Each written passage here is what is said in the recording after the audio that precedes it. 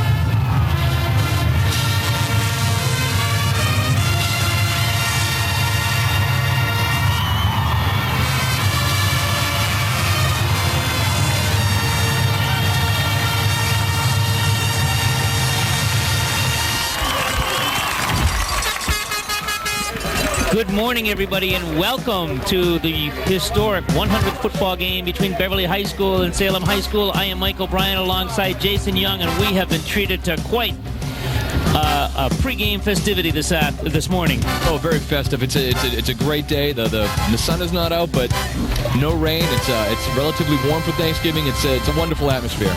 The bands have just completed our national anthem. The seniors have been introduced. The place is really starting to fill up. They expected anywhere from 12 to 14,000 people here, and the build-up from this game, from both the standpoint of the local papers as well as the Boston Globe and Boston Herald, has been fantastic. Oh yeah, the Boston Globe each week has been chronicling each decade of Beverly football, along with the Beverly Citizen and the Salem News. And we've got a slew of Salem News reporters here today. Phil Stacy, the sports editor. You know it's a big game if he's here. That's right. They got him out of bed. That's right.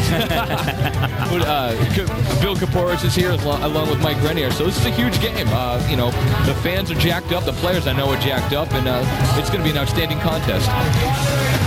Beverly High School will come in this ball game with 8 wins and 1 loss. The 1 loss, as we see the football that is kind of a memorable football that they're going to do for this afternoon. Incidentally, it's my mother's birthday as well, so what a great day this is going to be. Mother-in-law, too. Oh, really? Yeah. Hey. Beverly High School captains will be Justin Shears, Nate Pelletier, and Michael Goldenberg. For Salem High School, their captains will be Adam Schroeder and Ben Potvin. Of course, Ben Potvin is not expected to see too much action. This poor young man in a scrimmage this year, on the last play of the final scrimmage, injured his knee. He is going in for major surgery, I believe a week from Monday, and has not played but maybe 3 downs all year long, and I think they just let him come in on token situations. Yeah, hopefully he can step into the football game. I'm especially jealous, Mike, of these seniors today. This is an outstanding accomplishment for them to be here in this game. Fellas, before we get going, I'd like to introduce the rest of the officiating crew today. On the Salem side is Mr. Troyer. He'll be the head linesman right here, Mr. Troyer. On the Beverly side with the official time is Mr. Cambria. The umpire behind the defensive line is Dick Abraham. My name is Mr. Scribone. Fellas, any penalties that you don't understand in the course of the game, ask me to repeat myself, because your first choice is your last choice. You understand that? And fellows, as a memento for the 100th game, the officials would like to present each captain and honorary captain a bicentennial coin. Mr. Abraham will pass them out to each captain. Getting quite festive out there for the Beverly captains.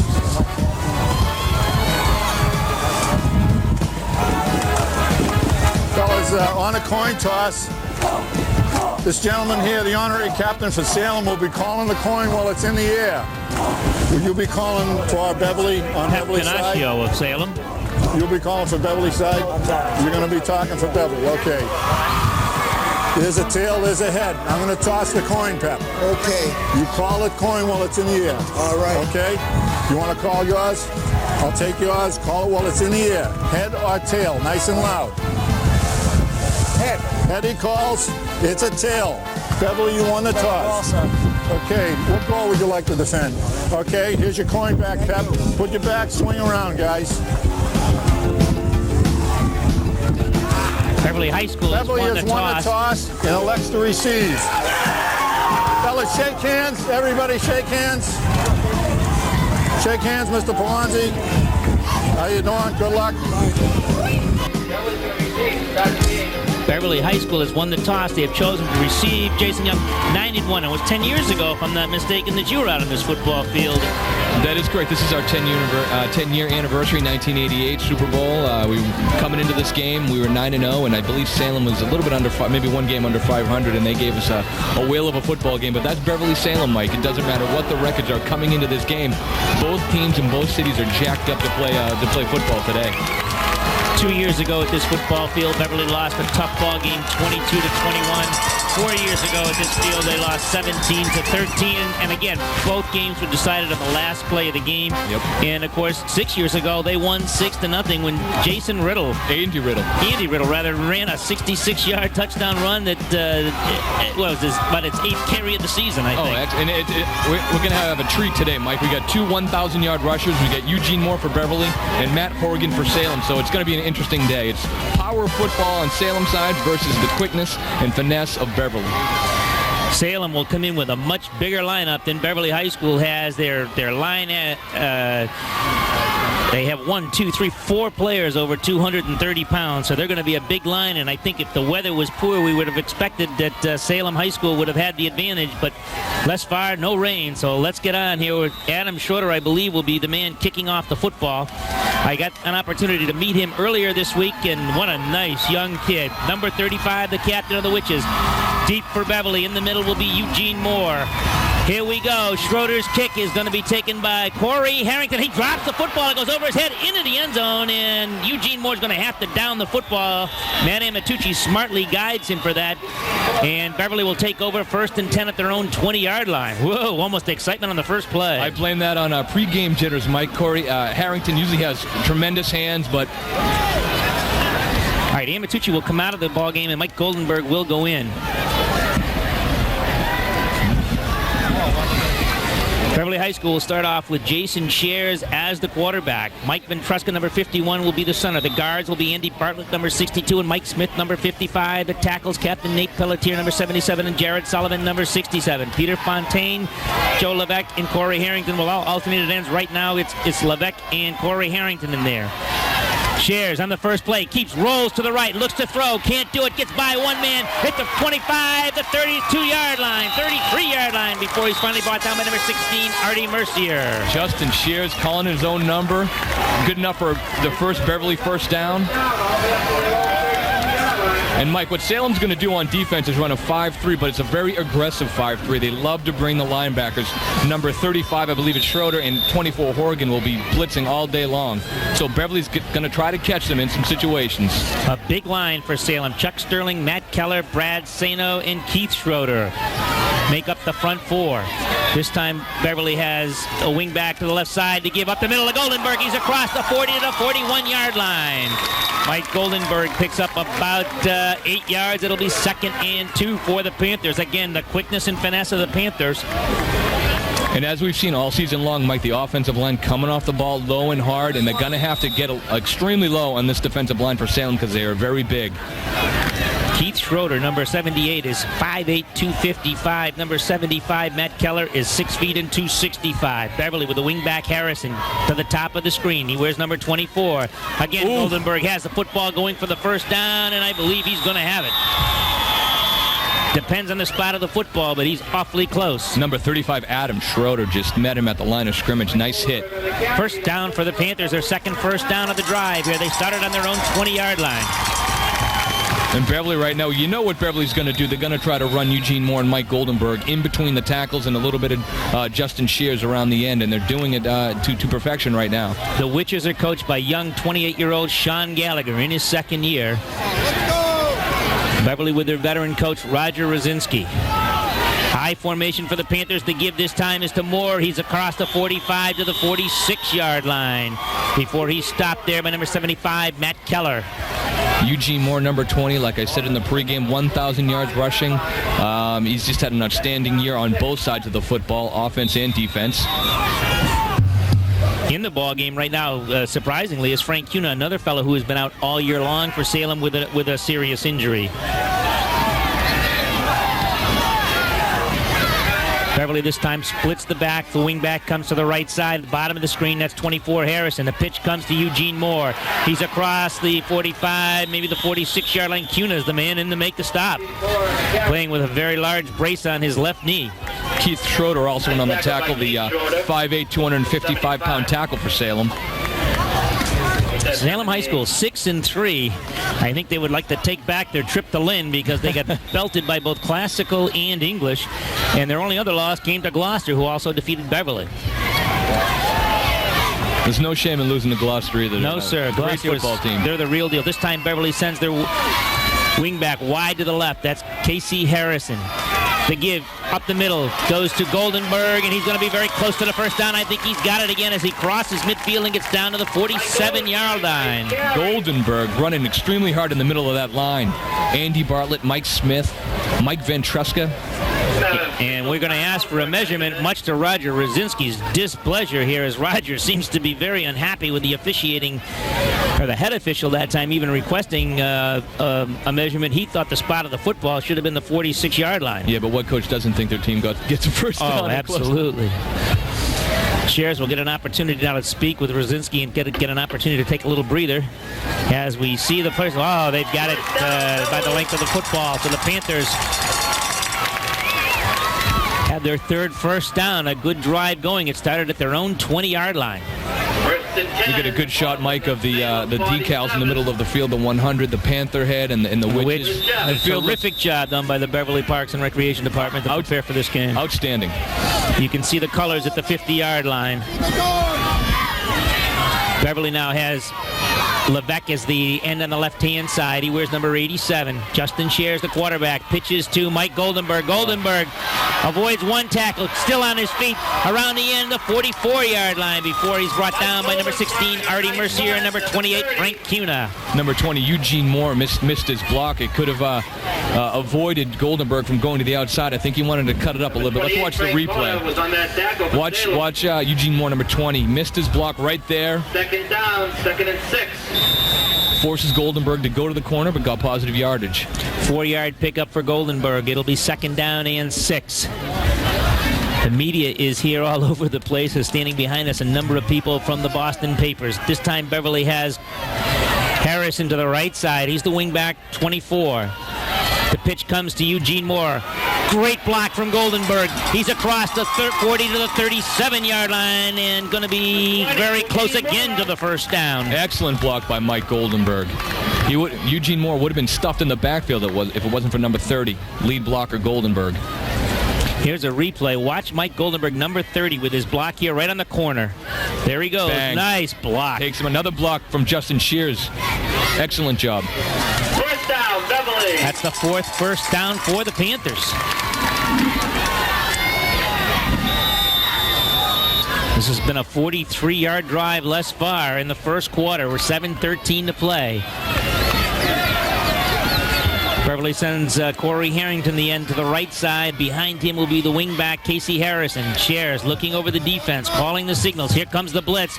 Shares gives the ball to Joe Levesque at the 30, the 25, and he's knocked out of bounds. Oh, the old end around this time, and they've done it with Corey Harrington before, but not with Levesque.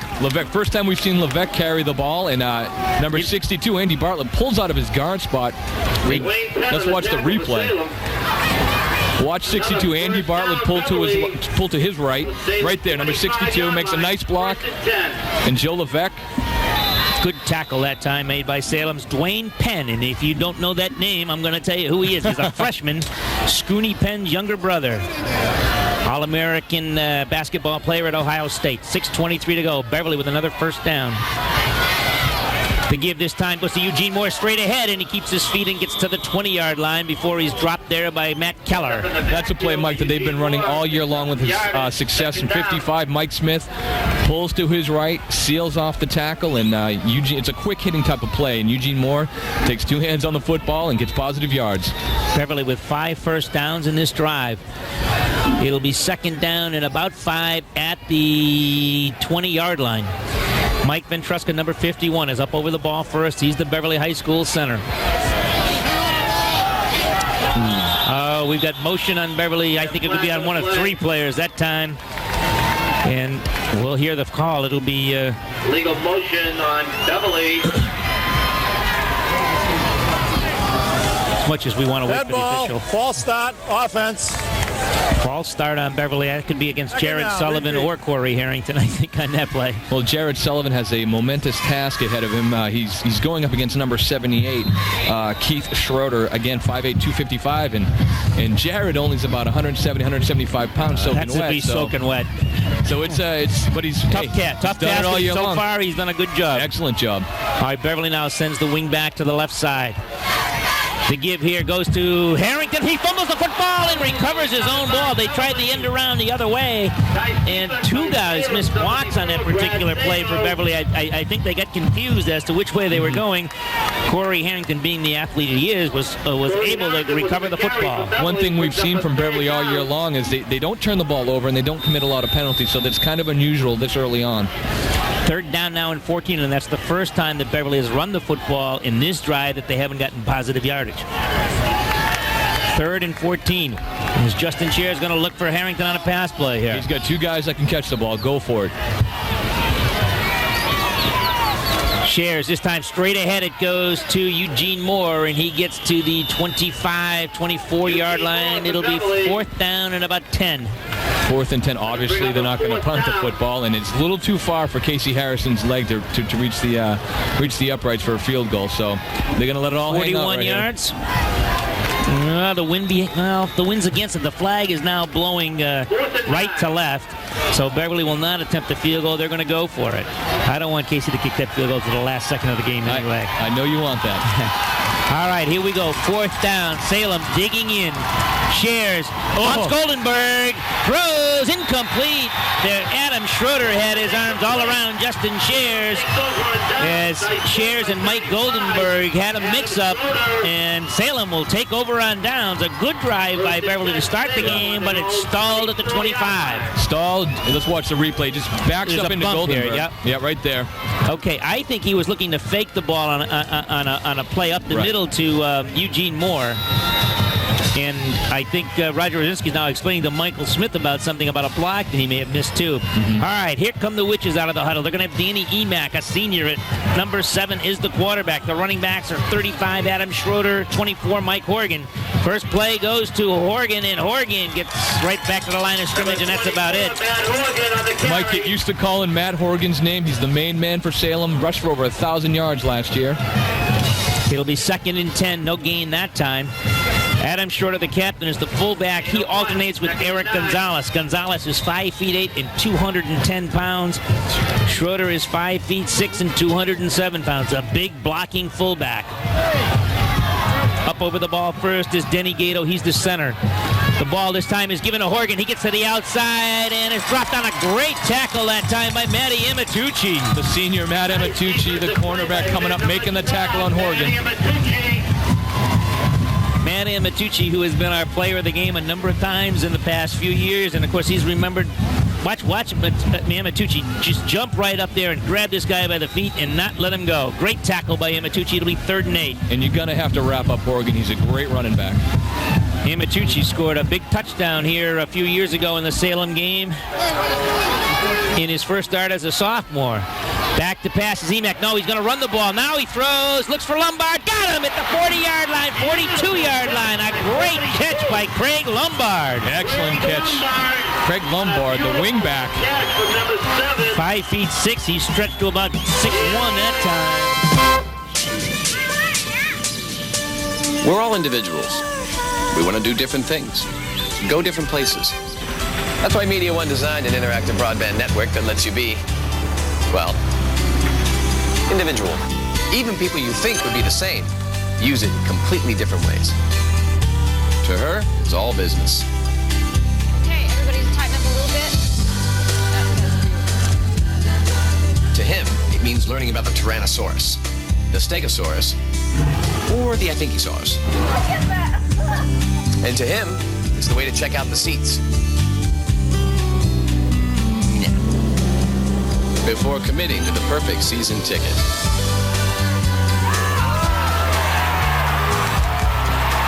As we've noticed at Media One, like father, absolutely nothing at all.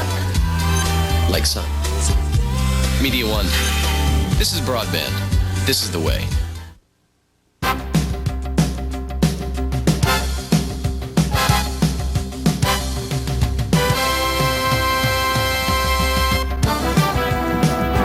We have a timeout on the field here. We've got technical difficulties. The score is still 0-0. We are in the second quarter. Salem High School has the football deep in Beverly territory at the 19-yard line.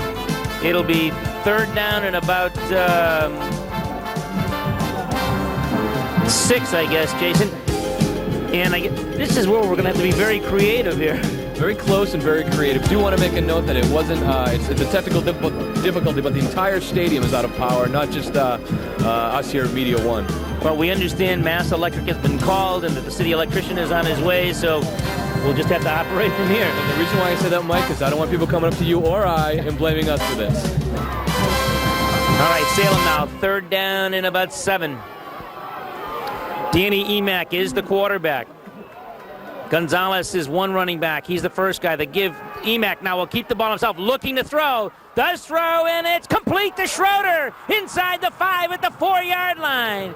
Adam Schroeder, the captain, catches the football, and it'll be 1st and goal for the Witches. Justin Shears had outstanding coverage. It's just an excellent throw, an excellent catch on Salem. Now, we thought Shears was hurt a minute ago because we saw Pat Belmonte come into the football game, but he's now out of the game, I guess. Actually, it was Goldenberg, Mike, that came out of the football game that Belmonte came in to replace. And I think he is out there. I don't see him on the sideline. 1st and goal for the Witches. They're in the stacked I formation. To give to Horgan. Straight ahead, he's dropped right at the line of scrimmage. There is the fumble, and Beverly High School has claimed they got the football. Salem has turned the ball over. We haven't seen an official yet say it. Now he does. Eugene Page with the football, and the Panthers hold on him. Boy, oh boy, that was a lucky break for Beverly. Yeah, Adam Page doing an excellent job, but what a great timing. Salem was on a roll, Mike. They were rumbling down the field, getting ready to score, and it's a great time for a turnover for Beverly.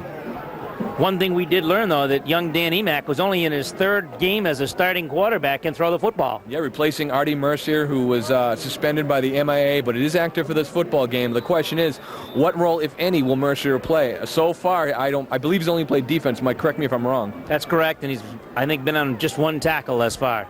And he's a 3-year starter. Yes, he is. Excellent football. All right, here comes Beverly. 1st and 10, inside their own 5. Eugene Page gets the ball up to about the 9-yard line. Eugene Moore. Moore, I'm sorry. Okay. I'm thinking Adam Page here. Adam Page, I think, was the guy that recovered the fumble Mike, and I know, and I didn't go out with you last night either. It'll be 2nd down, and we got to look at the stakes on the sideline, maybe 6. Yeah, it looks like around 6. Excellent run, excellent carry, positive yards. That's what Beverly needs right now. Beverly sends the wing back to the left-hand side. This time it's Casey Harrison, number 24. Justin Shears, number 10, calls the signals. The give straight up the middle to Mike Goldenberg. He crosses the 15-yard line. No, check that, the 10-yard line. That's about it. It'll be 3rd and... I can't even see them across the field here. Maybe 6? Looks like 3rd and 6, Mike. Not a down you're going to throw on deep in your own territory. No, they expect Beverly to run the football. They're having a tough time in between the tackles. The nose guard for Salem, number 36, Gonzalez, is an excellent football player. He's plugging up the middle, preventing Beverly from basically grinding it out inside. 3rd and 6, Justin Shears calling the signals. Gives the ball to Goldenberg. Eugene Moore, he's across the 20, but flags are down. The stop made that time by Penn. And we'll see what the flags are here. Looks like it's on Salem. The Beverly coaches want to infuse it. It looks like it was an offsides on Salem, and the Beverly coaches are signaling to the players to refuse the penalty. Beverly will have the ball 1st down and 10 at their own 21-yard line. I'm sure the officials are also having trouble with the score, keeping time here. Salem High School had a terrific drive, and Beverly was able to stop them. So Beverly now takes over, and they'll have the ball at the 21-yard line. It'll be their 6th first down. That is their 6th first down. First of the 2nd quarter, and Beverly needs to get a sustained drive right now and put some points on the board. We still do not have power here at Hurd Stadium for the 100th game. All right, Beverly this time will come out with Eugene Moore as one running back, Mike Goldenberg the other. To give this time, Shears keeps the ball. Comes across the 25, still on his feet at the 30. Pickup of about 9 yards. It'll be 2nd and 1. Both quarterbacks, Mike Emick for Salem and 10 Justin Shears for Beverly, can run the football. So they're, in essence, a 4th running back, and it's a luxury for a coach. And both coaches are very happy to have those 2 individuals on the field today. 2nd and 1 now for the Panthers as Shears gets the play from his head coach, Roger Rosinski. Mike Ventruska, number 51, will be up over the ball first. He's the Beverly High School junior center. Joe Levesque, the end, number 87 on the left-hand side. Casey Harrison is the wingback on the right. The give this time goes to Moore, and Moore is grabbed at the line of scrimmage, but he powers his way forward to about the 34-yard line. That's good enough for Beverly. Actually, the second first down of the quarter for Beverly. Eugene Moore running extremely hard, as he always does. 2 hands on the football. Excellent job. That'll be the 7th first down for the Panthers. He was brought down by Frank Cuna. Hot dogs getting cold down there.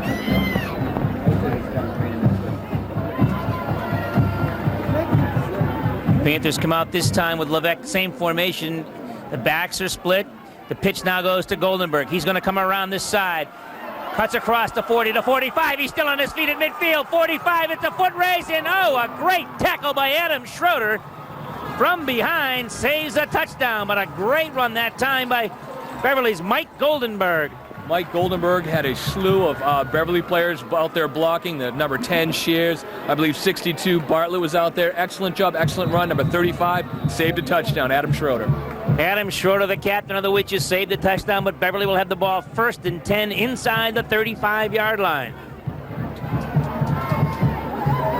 The Panthers now will have the back split this time.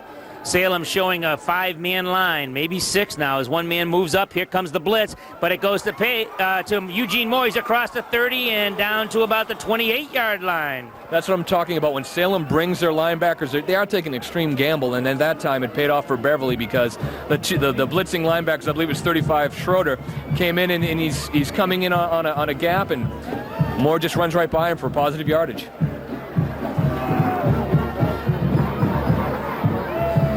It'll be 2nd down and about 3 for the Panthers. Again, the power is out here at Hurd Stadium. It has been out since the middle of the first quarter. Justin Shares, the quarterback, gives to Goldenberg, and Beverly's got another first down as Goldenberg crosses the 25 down to the 23-yard line. First down again. And the Beverly offensive line, Mike, right now is doing what they need to do. Moving the Salem defenders out of the way, so give the running back some room to run and get positive yardage, and they're doing a good job right now. That is the 8th Panther first down in this half, and yet there is no score. Beverly sends Harrison to the right side this time. Levesque, the end, is on the left side. Shares, calls the signals, gives the ball to Eugene Moore, and he's dumped right away by number 78, Keith Schroeder. 75, Keller. Yeah, number 78, Keith Schroeder, goes to his knees, clogs up the hole. Moore had no place to go. Very difficult to block somebody that's about 5'6" and 255 pounds, and that's what Schroeder is, and he is a big boy. Yeah, a very low center of gravity Schroeder has. His brother Adam Schroeder is the captain of the Witches. There is no score. We're going to guess there's about 4 minutes to go here in the first half. Beverly will have the ball 2nd down and 9. They're at the 21-yard line of Salem. This is the 2nd time they have penetrated deep into Salem territory. The give to Goldenberg. He's hit at the line of scrimmage, keeps his feet going, and gets across the 20 to about the 19. Schroeder, Mercier, and Penn all in on the stop for Salem. Yeah, the Salem defenders, Mike, right now are doing a great job of converging to the football and preventing Beverly from breaking a long one. Mike Goldenberg again gets up and limps his way back to the huddle. I think he got hurt, and I think you were right earlier on a tackle, and seems to be bothering him a little bit. 3rd and about 7 now for the Panthers. Big play here.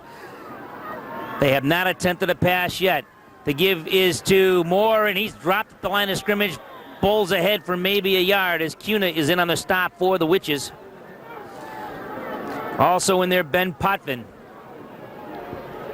Good to see Ben Potvin get in there, Mike. Like you elaborated earlier, is a senior, great athlete, great kid. Hurt for, I believe, the whole year. Is that correct? That's right. Coming in, historic game. Good for him.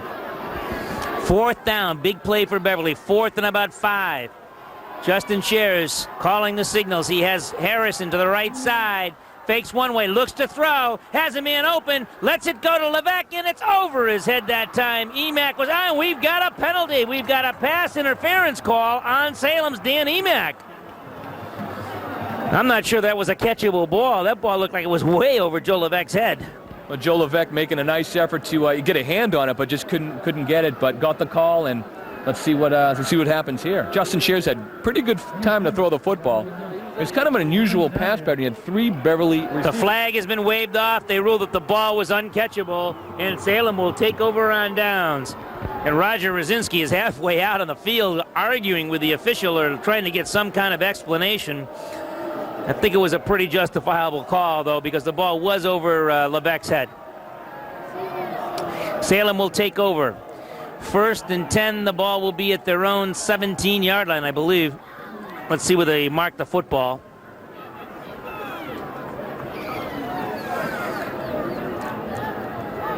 The 100th historic game between these two teams. Each team has won 46, and there have been 7 ties over the years. And the Witches will now come out of the huddle. They'll have Danny Emack, number 7, will be the quarterback. Matt Horgan and Adam Schroeder are the running backs. Up over the ball first is Denny Gato, number 51, at 5'8", 190 pounds. He's the center. Now they got Artie Mercier in a quarterback.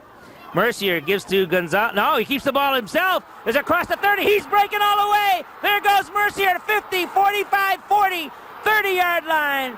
83-yard touchdown run, Artie Mercier. Oh, man. Mercier on the very first play that he had run for Salem as the quarterback takes off and goes 83 yards for a touchdown. And Salem has been attacking the corners all day long, and with success. Artie Mercier coming into the game for the first time playing quarterback. Well, we find out what type of role Artie Mercier is going to play right now. Mercier, a big play guy, a third-year starting quarterback who had been suspended earlier this year. On his very first play from the offensive line of scrimmage, goes 83 yards for the score, and the Witches are on the board with a 6-0 lead. Craig Lombard, an excellent kicker, will attempt the extra point. Emack will hold. Ball is down. The kick is up. It is good. And as they come back up the field, in a bit of a surprise, and I think we're all stunned up here in the press box, the Salem Witches, who had their backs to the wall just the play before, are now on top 7-0. And with that touchdown, Mike, the Beverly coaching staff, has to get their players. You can't get too down, and you also can't get too jacked up sometimes. But they're just going to sustain a drive. Unfortunately, we do not know how much time is left in this quarter, so we really can't, judge what Beverly's going to do in this next offensive series, whether throw the ball or run the ball. So it's kind of difficult for the coaches as well. Adam Schroeder will kick off for Salem as they are now on top 7-0 here in the second quarter. A bit of a surprise here from Hurd Stadium as Artie Mercier just broke up the middle. It wasn't anything fancy. It was just a quarterback keeper, and he cut back toward the right side and went 83 yards for the score.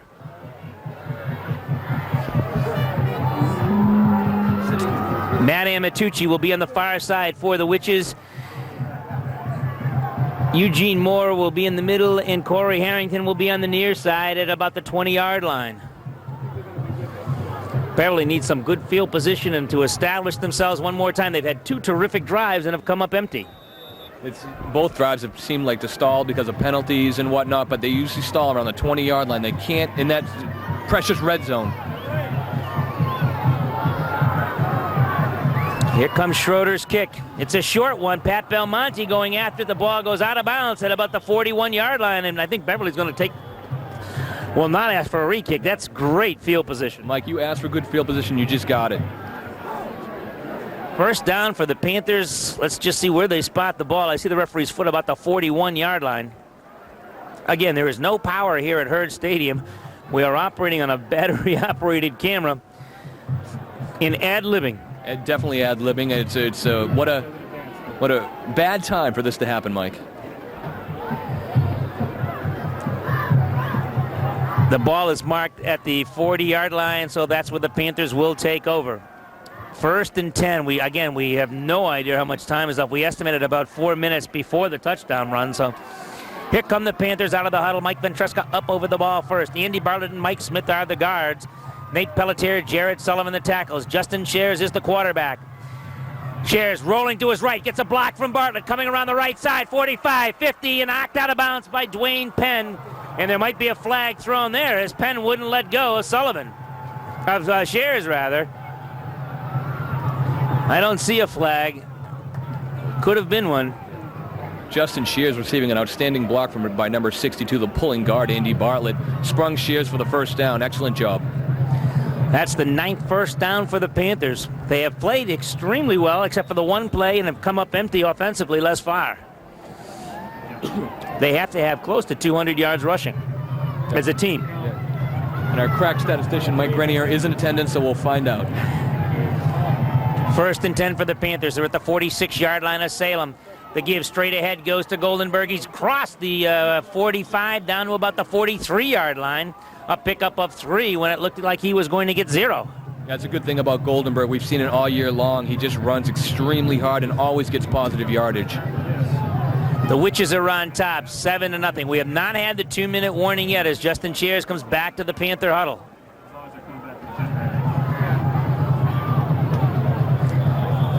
Now we're going to get the 2-minute warning. 2 minutes to go in the first half. The score is Salem 7, Beverly 0. And I think Beverly now may look to go to the air and get out of bounds, possibly going to Corey Harrington. Years ago, they thought the sky would be filled with flying cars by now. Look, nobody knows what the future is going to bring. But Media One knows what's going to bring it to your house. I'm standing on it. It's Media One's interactive broadband network. And we've been laying it here, and here, and here. Today, people are using this network to do some pretty amazing things. You see, what it's really been designed for are the things we have yet to think of. The brilliant ideas that will be thought of years from now. Media One, this is broadband. This is the way. It looks good for the Panthers in terms of the injury report, but they got to get something going right now, Mike. They have to get some points on the board. Whether it's a Casey Harrison field goal or a touchdown, they need something. This has been a Cinderella season for Beverly High School, who were predicted to be 5-5, I think, at best by most of the coaches and sports writers. They come into this football game with 8 wins and 1 loss. Casey Harrison, the bottom of your screen, number 24. He's the wingback. Shares, calls the signals, looks one way, back to pass. The rush is on him. He gets the pass away. It's intercepted. Number 26 intercepts the football for the Witches. That is Ben Potvin. That's correct. And Potvin, who wasn't expected to play, now has come up with a real big play for the Witches. Justin Shears had a Salem defender hanging off his back, threw the football in a hurry, and I'm sorry, Mike. That's the old Steve Grogan nemesis, I think. Yeah, exactly. Trying to do a little bit too much right now. The Witches will take over with the football. 1st and 10 at the 34-yard line. I think that's only the second time this year that Justin Shears has been intercepted. I think the last time was the previous game we just witnessed against Saugus. The Witches have looked good in 2 drives themselves, and then on the one big play, which has been the difference in this football game, an 83-yard touchdown run by Artie Mercier, who is back in there at quarterback. Mercier this time gives the ball to Horgan. Horgan bounces to the outside and gets up to about the 39-yard line, where he picks up about 4, maybe 5 yards. Yeah, Mike, if Beverly can have a nice defensive stop here, they can get the ball back with maybe a little under a minute to go and maybe have time to put something on the board, but they have to make a stop in this series. It'll be 2nd and about 6 for the Witches. Tight formation this time with the eye. Give is up the middle this time to Gonzalez, I believe. A fumble, and Mike Ventresca looks like he's got it. It depends on when the official calls the man down. They're calling it dead.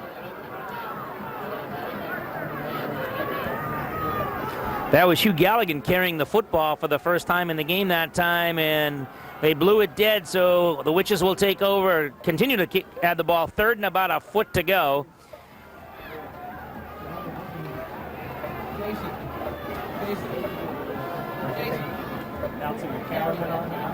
Who carried that? It's a short list. 44.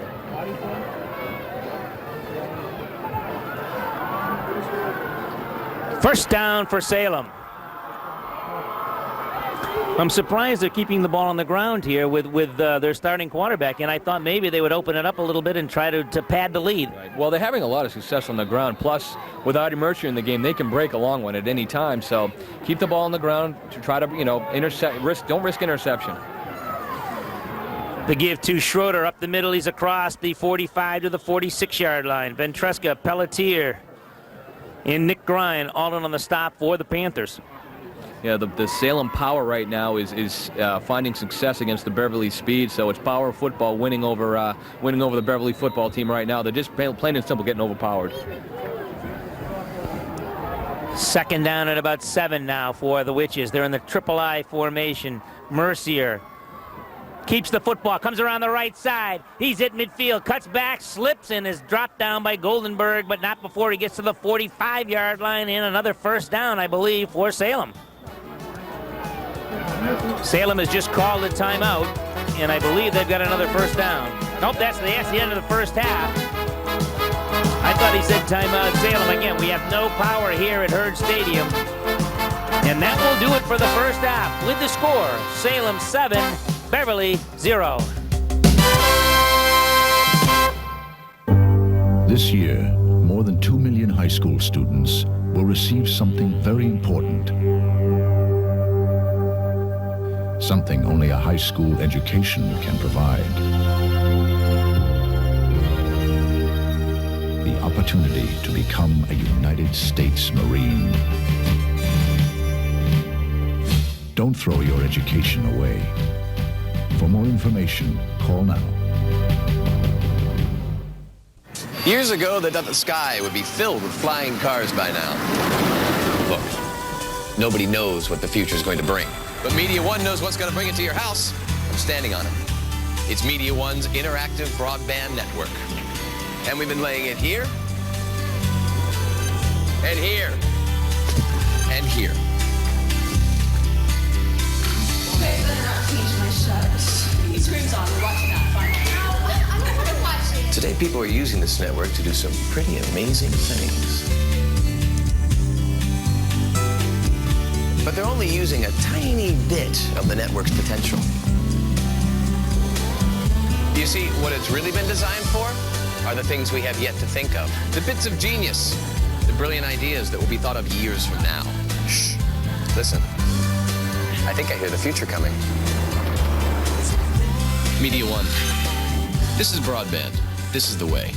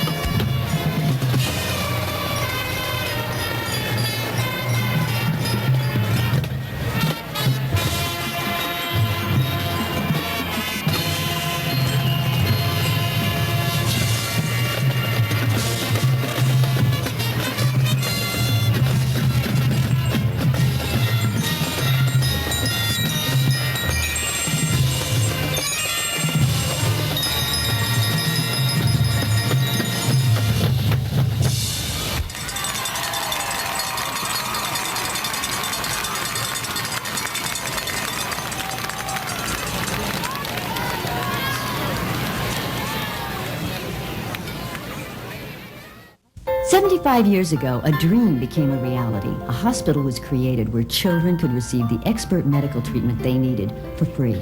Today, there are 22 of these hospitals throughout North America, Shriners Hospitals, and they provide free medical care to children under 18 with orthopedic and severe burn problems. If you know a child the Shriners might be able to help, call this number for more information. Shriners Hospitals, helping kids for 75 years. America, America, God shed his grace on thee and crowned thy good with brotherhood from sea to shining. Support those most in need. Call 1-800-899-0089. See how you can help.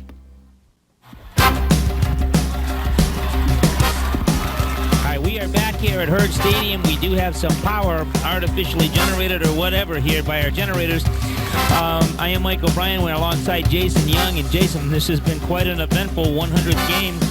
Salem on top 7-0. Power outages. Beverly with 2 terrific drives and came up empty.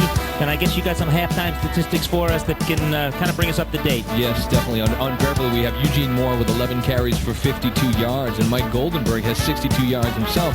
It's not like Beverly isn't moving the ball, Mike. They have 157 yards in total, actually, on the ground, and nothing to show for it to get the big donut on the scoreboard. And for Salem, Corrigan, I believe, has 14 yards on 13 carries, so they're containing him. And let's see, Mercier has 2 for 92 yards, and again, Schroeder has 2 for 5. So they're containing the Salem offense. It's just that one big play by Artie Mercier. An 83-yard touchdown run in the second quarter by Artie Mercier has been the difference here. Craig Lombard, who is as good a kicker as our Casey Harrison, booted the extra point. The Witches are on top 7-0. Beverly looked extremely good in the opening drive, which was stalled. They went from their own 20 down to the Salem 19-yard line, and the drive was stalled. They then took the ball on their own 9-yard line and drove right down to about the 18-yard line where the drive was stalled on an incompleted pass. And I think the ability to move the football may take its toll. The rain has held off, thank goodness, as the Witches come back onto the field here for the second half, led by their head coach, Sean Gallagher, young 28-year-old man who's done a terrific job over there at Salem High School. And actually, Sean Gallagher was a captain of that Salem team in 1986 that came into Beverly and just destroyed Beverly. And incidentally, his assistant coach, Andrew Renzi, was quarterbacking that Beverly team. So it's, and both sides of the field coaches are involved. You know, for example, Peter Harrington played for Salem. Dave Wilburn, assistant for Beverly, was an assistant, longtime assistant over at Salem for about 20 years. So there's a lot of intertwined rivalries going on here at the Beverly-Salem game. Well, our handheld cameras down on the field here as the officials are waiting for the captains to come out the second half. Beverly will kick off to Salem, and I think it's important right now as they start the second half for the Panthers to stop them immediately and get the football and tie this ball game up. Definitely. They need to do something on the ground, and maybe we're going to see something from Justin Shears. I know you alluded at halftime we were talking off air, and let's get the referee's call. Nope. Doesn't have his mic up, but anyways, Mike, you were alluding at when we were off air that maybe Justin's going to throw a little bit. I think they got to open it up a little bit because you can only key Salem has been keying on Eugene Moore, and really they've done a pretty good job. One of the problems I think that maybe Beverly tried to do a little too much was that end-around play that just wasn't successful to Corey Harrington, which has been successful before. Yeah, especially on that drive, Mike. They had that play, but they had the motion penalty that knocked him back another 5 yards. So Beverly needs to play mistake-free in the second half. Both teams are huddled around their captains right now, ready to take the field for the start of the second half. Salem is on top, 7-0. Beverly's offense, which was very productive in the first half as far as yardage is concerned, got nothing, but now their big Beverly crowd is beginning to make some noise to get their team back in the football game. Casey Harrison will kick off. Beverly in their black shirts. They'll be going from our left to our right. Salem this time will send deep number 42, Craig Lombard. He will be in the middle. And I believe Eric Gonzalez is out there, as well as number 32, Michael Butler.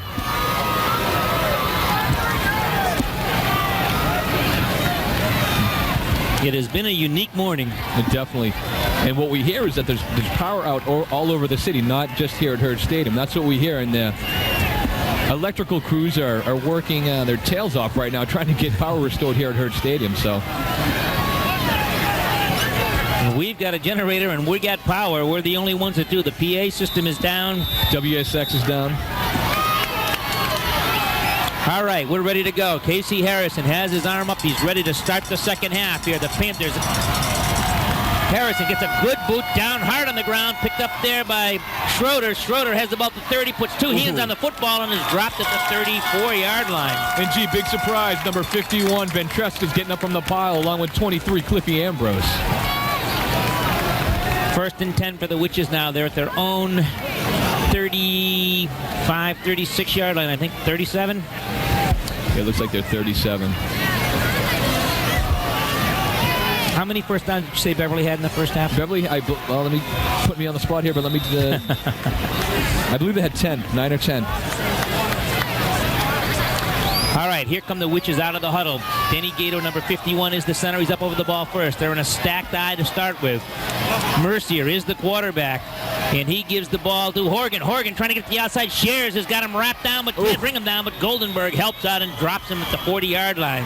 Horgan, 185 pounds, is using his legs, keeping him going like all great running backs do, getting the extra yardage, fighting off the tackle. He squares himself right up, though, and just keeps those legs pumping. Good halfback. It'll be second down and about 4 for the Witches. Pick up a 6 that time for Horgan. They again come out on the stacked eye, and they've got two big blocking backs in there, and Schroeder and Gonzalez. The give again is to Horgan, but he's dropped at the line of scrimmage. Mercier kept the football. They grabbed Horgan. I thought he had the football. Mercier kept it, and he got close to the first down. The 3-year starter, Artie Mercier, executing a perfect fake, keeping the ball, and close to another Salem first down. Again, we have no power yet here at Hurd Stadium. The scoreboard is out. Actually, concession stand is out, and it'll be short of the first down. No, they're going to come out and measure it.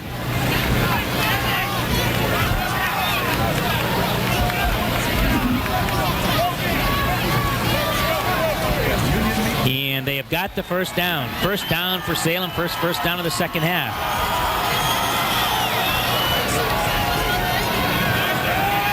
In Salem, Peter Fontaine coming out of the football game right now, and Van de Gobert has come in the ball game. Vandy, we're just calling him Vandy, right? Van de Bogart. Again, Salem coming out on the stacked eye offense. The ends are in tight, and I believe we're going to have a motion call before the ball was snapped.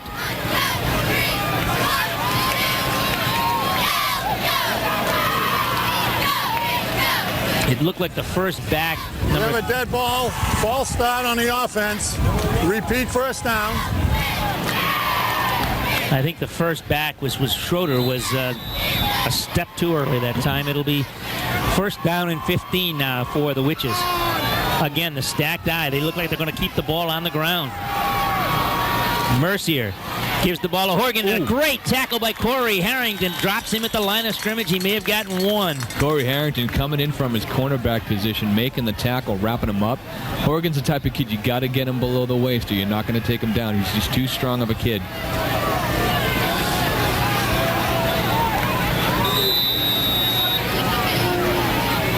It'll be second down and about 13 now for Salem. This is where Mercier likes to roll out. We've got some power back here. The give is to Horgan. Horgan is across the 40 to the 42-yard line. Adam Page, one of the Beverly players, in on the stop, along with Nick Grine. The power is back here. We're at 9 minutes to go in the third quarter and counting. 7-0. The Witches are on top. The Salem Witches, Mike, had found success on the corners, and right now Beverly doing a pretty good job of containing them. Adjustments at halftime are necessary here for Beverly as number 26, Potvin, comes wide to the left-hand side. Lombard comes in on the slot at the bottom of your screen. Now Lombard goes in motion. Here comes Mercier to the right, rolling out. Page almost has him. Now he throws. Complete to number 42, Lombard. Craig Lombard. Now they're calling the ball incomplete? No? Nope, they're calling it complete. Complete, okay. I saw Mike Goldenberg go like this, incomplete, but it's still shy of the first down. It'll be 4th down and about 3 for the Witches, and I think they're going to be forced to punt the football. Here comes the replay. Watch Eddie Mercier avoid the Adam Page coming in with the pressure. Smith coming in with the pressure. Completes it to Lombard. Excellent play. Good hit that time by Goldenberg. No, they're going to go for it. 4th and 2, and they're going for it. Mercier gives the ball to Horgan. He's hit the line of scrimmage and dropped. A great play by Michael Van Treska and Michael Smith, and Beverly will take over on down. Mike Van Treska coming from his nose tackle position, gets him in the backfield. Good job. Beverly takes over. Ooh, you got to question Sean Gallagher's call that time. Right at midfield. Here comes the replay. Watch the penetration by the Beverly defense. Mike Van Treska, the first guy in there, and Michael Smith right in there with him. That's exactly what Beverly needed. It's not enough that they have great field position, but emotionally they're back in this football game. They have to sustain a drive now, Mike. 1st and 10, Beverly. They're at their own 48-yard line. Casey Harrison's the wing back to the left. Justin Shares the quarterback. Calls the signals. Oh, and we've got a illegal procedure call against the Panthers. That could be on Pelletier. It could be on Michael Smith. That could be on probably most of them. So it looks like it might have been the quarterback that time or the center not snapping the ball on time. That's true. But this is a very uncharacteristic trait that Beverly... Red ball. False start on the offense. First down. That Beverly's going through right now. They had some killer penalties in the first half, and right now they had great field position at their own 48-yard line. Now they're knocked back, so Beverly's got to get into this game. 1st and 15 for the Panthers now. They're put back at their own 43-yard line. It might open them up a little bit. Let's see what Shares calls. He fakes, rolls to his right, looks to throw, fakes 2 men out, still on his feet, gets by Mercier. He's at the 50, hit inside the 48-yard line. Still on his feet, down to the 42-yard line. A terrific athletic play by Justin Shares. Justin Shares avoiding 3 tackles in the backfield. Good for a Beverly first down. Excellent job by the senior leader, the senior quarterback. Both Putman and Cuna had shots at him. Watch Shares avoid these tackles. Cuna misses him here. Potvin misses him here, and Mercier doesn't get him here.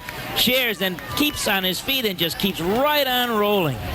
1st and 10. This is just what the Panthers needed here to start things off on a 1st and 15 play to pick up about 18 yards. 1st and 10 now. They're at the 42-yard line of the Witches. They have been penetrating the Salem defense all day. Goldenberg is across the 40, still on his feet, down to the 37-yard line. I tell you, there was a collision between Eugene Moore and I believe 35 Schroeder. Eugene Moore being the lead blocker. Wow. I would not have wanted to be the guy in the middle of those two. Oh. That was a car wreck. Eugene Moore is a hard-running football player for the Panthers, and Schroeder, the captain of the Salem Witches, stands 5'6" and 207 pounds. All right, Beverly comes out now with a wing back to the right side. Casey Harrison. Pitch comes to Moore. Moore trying to circle the right side. He's forced inside and dropped at the line of scrimmage. Nice defensive play by Lombard and Cuna. Yeah, Lombard and Cuna doing an excellent job of keeping with the play, keeping the blockers off, and making the tackle. Beverly has not been able to penetrate that outside, and that's where they've had a lot of success. And actually, if you remember the English game, that's where they really started to roll the football when Moore got outside and went about 60 yards for a touchdown. And it's not like Beverly hasn't played against other teams with size. English had size, Gloucester had size, and especially last week, a couple weeks ago, Saugus had some great size, yes. Large. So they can do the job. All right, the Panthers now, it'll be third down, and about 6. Shares right up the middle. It goes to goal. No, Shares keeps the ball and he's dropped at the line of scrimmage. A nice defensive play by Captain Adam Schroeder of the Witches. 4th and 6, and what are you going to call this time, Coach? I think you got to punt the ball, Mike. I really do. The ball is at the 38-yard line, and a good call because that's what Beverly's going to do. Yeah, you don't want to give Salem good field position. Young Craig Bowman, number 15, is up over the ball. He snaps the ball on extra points, field goal attempts, and on the punch. Eugene Moore will boot the football. Lombard and the freshman Penn back. A good boot going way over to the left side, away from Penn. A good bounce, and it'll be out of bounds at about the 12, 13-yard line. Nice job by Eugene Moore. Eugene Moore pinning Salem back on their own, I believe, 12, 13-yard line. Excellent punt. Important now with 5 minutes to go here in the third quarter for Beverly to keep Salem pinned back here deep in their own territory, force them to punt, and start the drive over again around midfield. Definitely. And what they also have to do is contain number 16, Artie Mercier. He is so dangerous when he gets in the open field. Beverly equipment manager, guy you probably know, Dick Young, out there keeping these footballs all shined up for this 100th game. And Mike, to say he was pumped up this morning is an understatement. All right, Salem again comes out now. Stacked I formation. The pitch goes to Horgan. Horgan cuts back, avoids one tackle, and gets up to about the 18-yard line. A pickup of about 5 or 6 yards. Nice run by Horgan before Matt Amatucci is in on the stop along with Eugene Moore. Yeah, Matt Horgan, I'm telling you, he's a 1,000-yard rusher like we've been saying all game long, and he is just a tough runner. Not all that fast, but I tell you, he just gets yardage. Artie Mercier, who has come in the second quarter and has directed the Salem offense, is the quarterback. Stacked I again. The ball kept by Mercier, and he's dropped right at the line of scrimmage that time. No gain. 50, Adam Page in on the stop, as is 55, Michael Smith. 51, Ventresca in there again as well. 4:12 and counting here in the third quarter. Beverly is down 7-0. An 83-yard touchdown run by Artie Mercier has been the only score of the football game. Craig Lombard booted the extra point for the Witches. That was in the second quarter, when power was out and we were operating on a battery-operated camera. This time the give goes to Horgan. He's trying to get to the outside. Gets by Shares. He's got one guy to beat. One guy to beat. He does beat him. He's still on his feet. Only Adam Page can get him, and he does. But not before. With no flags down, not before he picks up 33, 38, 40 yards. Hey, thanks to Adam Page. Here comes a replay. Watch this run. This is at his own 17-yard line. On his feet, and Amatucci couldn't get him. Shares couldn't get him. And here watch comes Adam Page. Nice tackle by Adam Page. He was the only man between he and the end zone. And he's coming across the field. That's an excellent job. That's quick. 1st and 10 now for the Witches. They're in Beverly territory. They're at the 42, and we've got flags down. We're going to have an illegal procedure penalty against the Witches. 44 Galligan, I think, was the man who was in motion that time.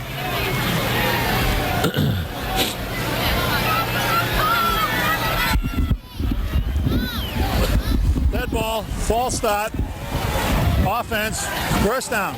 The ball now will come back to the 47-yard line. It'll be 1st and 15 for the Salem Witches.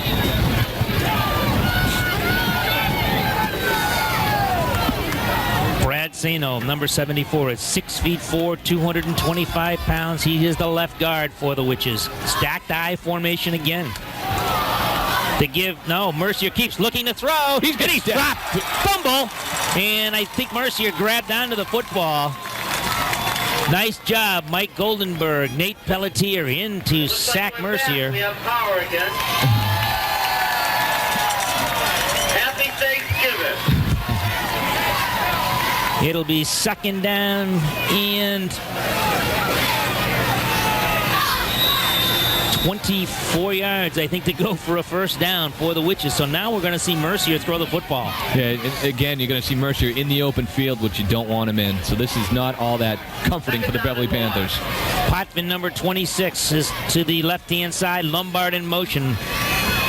The ball is kept by Mercier. He's across midfield and dropped there by number 17, Corey Harrington, at the 45-yard line. It'll be 3rd and about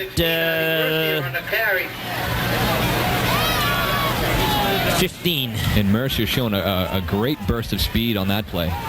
Mercier is a good athlete. First had an opportunity to meet him back when he was a Little League baseball player in Salem, and he is a good athlete. He's also a starting guard and has been for 2 years on the basketball team at Salem High School. It seems like both of these teams might have some pretty good athletes. Lombard has impressed me a lot with his receiving ability and his blocking. And Adam Schroeder, what can you say about him on defense? He is just a monster.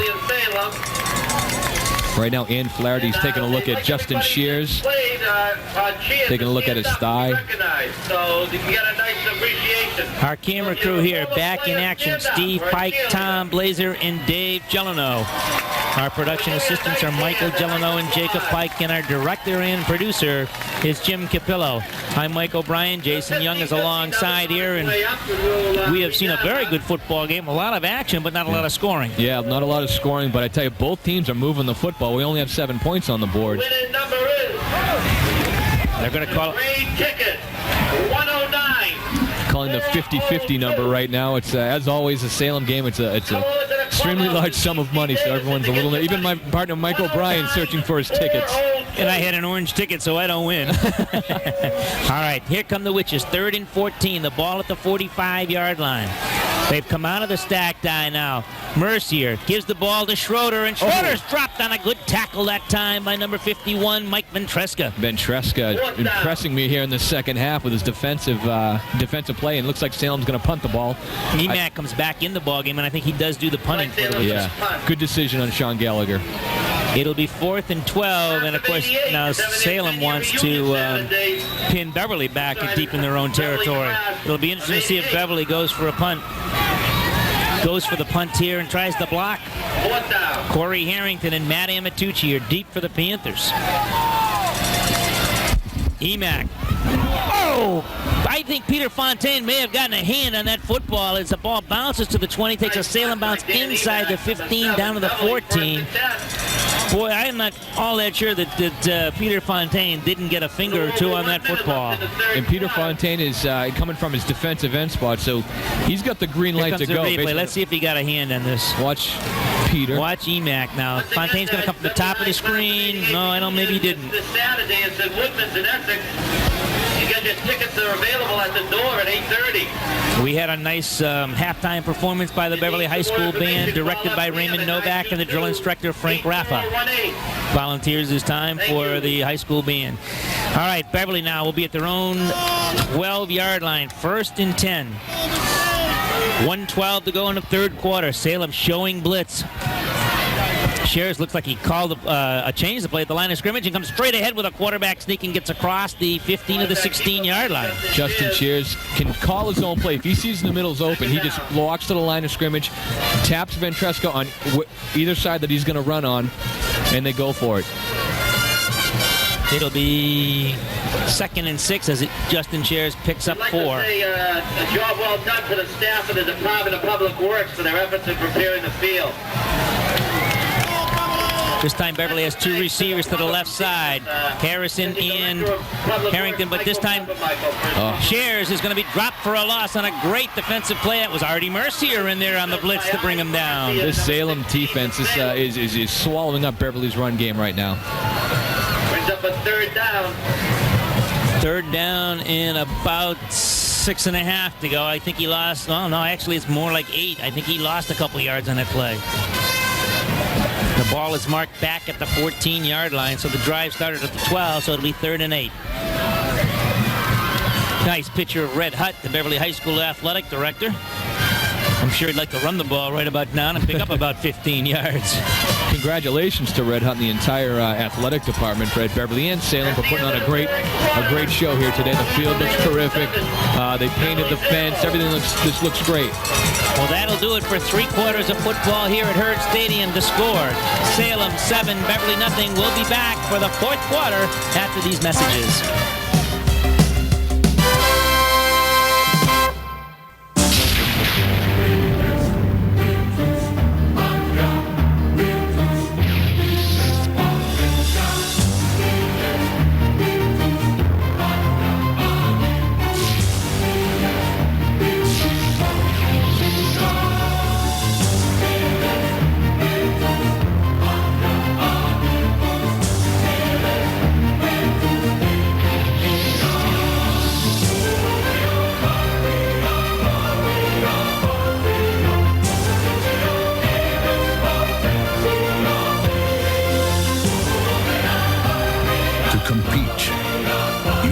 Strong. To win, you've got to be smart.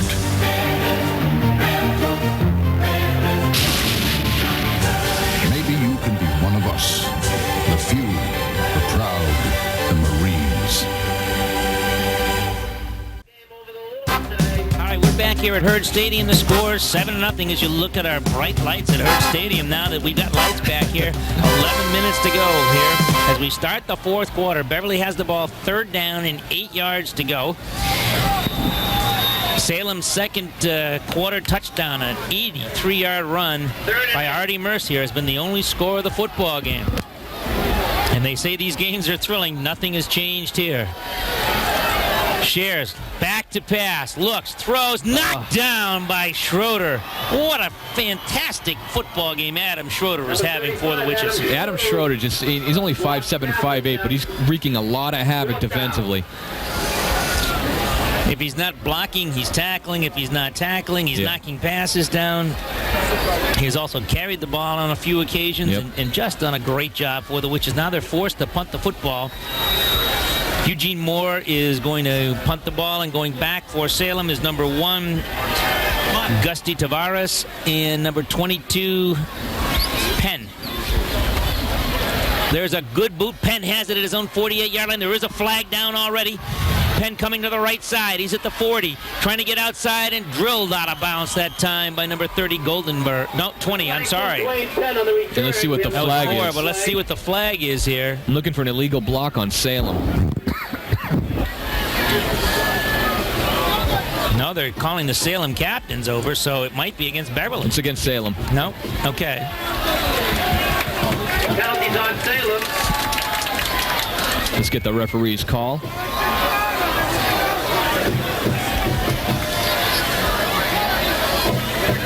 Well, we didn't get it. It looked like an illegal block in the back, if I can read lips. By the Witches. That's a 10-yard penalty? I believe it is. Actually, it's, I think...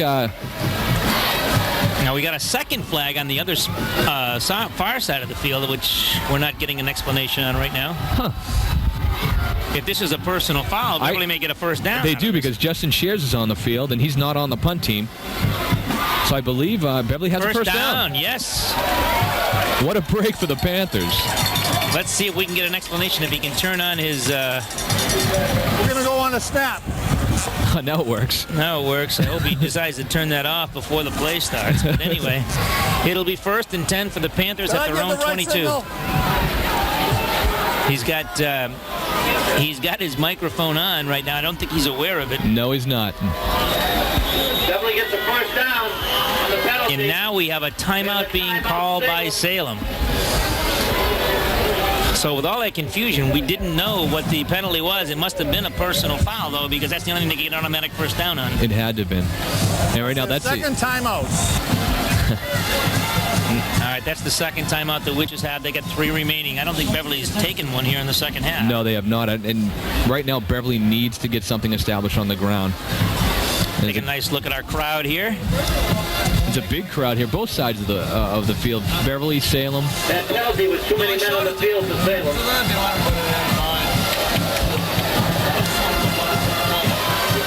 Right now, Mike, if you're Roger Rosinski, you going to try to throw the ball, try to get something going that way? I think we're going to have to sooner or later, and I think one of the things they're going to have to do is get some speed back in the backfield, and they may have to allow Matty Matucci to get in there, although they will lose the blocking and good, strong running of either Mike Goldenberg or Eugene Moore, but sacrifices are going to have to be made there. It's important for them to score. Exactly. They need to get something, if not 3 points, 6 points. All right, here come the Panthers. 1st and 10, they're at their own 29-yard line. Shares trying to roll to the left-hand side and is dropped at the line of scrimmage. A nice defensive play that time by Matt Keller, number 75, for the Witches. And so far, I tell you right now, this Salem defense is impressing me. Their pursuit to the football, every one of the 11 defenders is going after the ball carrier. Good job. Well, not only that, but it looks like Beverly's plays are slow in developing. They just look not to be as crisp and as sharp as we've seen them in the last 4 games. I think they're forced to because they can't run the ball inside, so they're going to have to try it outside, and Salem shutting them down. All right, Beverly now coming out of the huddle with the wing back Harrison to the right side. Shares, flips the ball to Goldenberg. He comes to the left. Emack hits the first guy to hit him, and Mercier and Keller again And on the stop for the Witches, it'll be third down for the Panthers and a gain of maybe 1. It'll be 3rd and 10. And Beverly, like I just said, trying to just get it on the corner because they're having a tough time in between the tackles. And right now, Salem is dominating the line of scrimmage. Stuffing the line of scrimmage, and they're doing an excellent job up front. And Beverly, for 9 games, have dominated the line of scrimmage for all intents and purposes. And right now, Salem is doing an excellent job. Well, they've been behind before, so that's what they do. Harrison now goes wide to the right side. 3rd and 10. The ball on the 29. Shares straight back to pass. A dump pass to Eugene Moore, and he's grabbed at the line of scrimmage and caught right there. 74 in to make the stop. That's Number 74 and 78 of Salem. 78 was Keith Schroeder. I don't know who 74 was. I'm sorry, it's Brad Sano in to make the stop, and it'll be 4th and 14 for the Panthers. Salem defensive line didn't bite on the on that play. Again, it was very slow developing, Yeah. and what Beverly has got to do here is I think it'll off the ball a little bit quicker like they did in the first quarter. Right. A couple quick hitting plays. I agree. Nice kick by Moore. Sends Lombard back to his 40, 35, and he picks it up at the 33 and is knocked out of bounds right there. Good pursuit that time by Corey Harrington. Nice kick by Eugene Moore. We got more flags down. 1st and 10, Salem. Face mask. I got a clip on Salem. That'll be. We will have Salem moving back now. The ball was spotted at the 34-yard line, so I think that's going to move back to the 24. And here comes the call. We got a clip on the return team, 15 yards from the end of the run. Salem's first down. It'll be back to the 20-yard line then.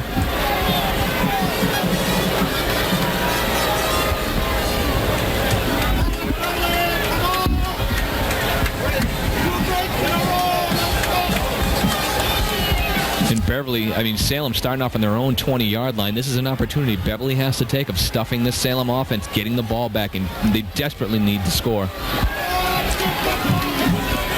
Turnover here would be nice for the Panthers. 8:39 remaining in the football game. Beverly, the smaller of the two teams, but actually the more successful of the two teams this year, coming in with 8 wins out of 9 games. Salem coming in with 6 wins out of their 9 games. Again, stacked I formation. To give Mercier keeping the football. Moore misses him. Shares brings him down. Assisted by a Goldenberg, and he picks up a couple. It'll be 2nd and 8. Justin Shares playing cornerback, doing an excellent job stringing the play out and making the tackle. He looks hurt. He keeps holding his wrist, his right wrist. I'm not all that sure he's not hurt. Well, during halftime, Ann Flaherty was working on Justin, so he definitely has something wrong with him. What, I do not know. Again, the stacked I formation for the Witches. Mercier this time gives the ball straight ahead to Gonzalez, I believe it was, and he doesn't get much on that as he's hit by the middle of the line. 72, Mike Gall, another stop for the Panthers. The sophomore Mike Gall playing in the 100th game is going to be a thrill for that young man. Eric Gonzalez on the carry. 3rd down and 7 now for the Salem High School Witches. Big crowd here at Hurd Stadium on Thanksgiving morning. Third nice long. Yeah, definitely. Nice shot of Eugene Moore. Eugene Moore taking a little bit of a breather. Well-deserved, I might add. Mercier keeps the football. Oh, Adam Page just misses him, and Goldenberg grabs him and slows him up enough for the Beverly pursuit. Ventresca and Corey Harrington bring him down. It'll be 4th down and about 7, I think. I don't think he gained any yards on that. I think he actually lost some, Mike. Once again, the winner of that. And right now, Sean Gallagher is going to put his punt team. You can go pick it up, Peter, at the stand by the concession. Cliff Ambrose now reports in for the Panthers and the punt receiving team. Also coming in for the first time today is Justin Keating, who played extremely well in the absence of Nate Pelletier as the offensive and defensive tackle for the Panthers. Emack will be back to punt.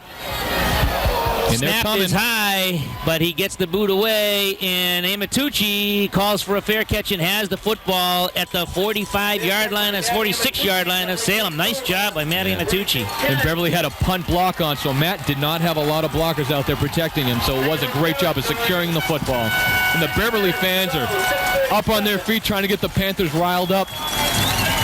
This could be their last opportunity for a drive to score. 6:37 to go in the football game. The Witches are on top 7-0. I think if this game ends in a tie, it stays that way. Is that correct? I mean, they don't play any overtime. Not the Northeastern Conference, they don't. So that means we got to wait till next year to break the tie. All right, here come the Witches. The backs are split. Shares gives the ball to Eugene Moore. He's across the 45 to about the 44. That's about it. Pick up a 2. It'll be 2nd and 8. In Beverly, their previous series did not find any success going to the corners, and right now they're going to try to pound it in the middle, where again they haven't found that much success in the second half. Not this half, no sir. They have not. They found very little success. In fact, Beverly has not had a sustained drive in this half. No, they have not. All right, this time the wingback Harrison comes to the left side. He's number 24 at the bottom of your screen.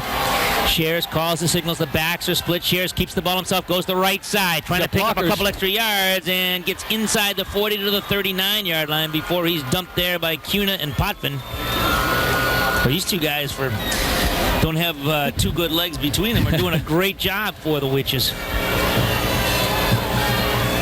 And again, we've got number 12, Matt Amatucci, coming into the football game on offense. Provides a little bit more speed, although you do lose a little blocking with Eugene Moore coming out. Moore needs a break, though. He's been in there on just about every play. He also does the punting for the Panthers, so I think he's tired. And, of course, the enthusiasm for this football game here, the 100th game, has been fantastic, and I'm sure he had a sleepless night. The ball is given to Goldenberg. Goldenberg dives forward, gets a yard. Close to a first down for Beverly. He'll be short by about a yard, I think, as I look at the spot of the football. Fourth down. This is a big play, and I think you're going to see Eugene Moore coming back in the football game for the Panthers. 4:53 counting here. The fans from Beverly are on their feet cheering for the Panthers. Fourth down and about a yard. There isn't a bigger play in the football game than this one coming up. Beverly now comes in the I formation. Amatucci is the I back. Shares the quarterback. The give is to Goldenberg. I think he's got. Oh, that's going to be close. I don't think so. Boy, oh boy, you want to talk about fight and might here between the two offensive and defensive lines going at it. It depends where the football is spotted, and I don't think he got the spot. No, it's a bad spot for Beverly. 4:25 to go in the football game, and the Witches have held and will take over 1st and 10 at their own 37-yard line.